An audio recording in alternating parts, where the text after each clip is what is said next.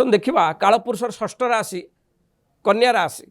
राशि व्यक्ति ग्रहंकर स्थिति देखिले द्वादश केतु षष्ठ स्थान राहु सप्तम शनि मंगल बुध अष्टम रविंकर अवस्थान नवम शुक्रंकर अवस्थान दशम देवगुरुंकर अवस्थान अच्छी यह सब ग्रह को देखिले कन्या राशि व्यक्ति ए सप्ताह कर्म बेपार जीवन को देखिले प्रायतः कर्म बेपार जीवन बहुत भल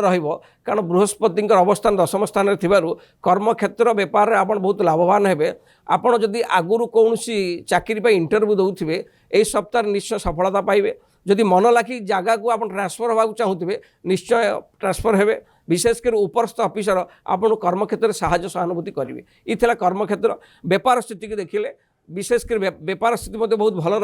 रसुविधा किसी ना एणु जदि आम देखिया कन्या राशि व्यक्ति आर्थिक स्थिति सप्ताह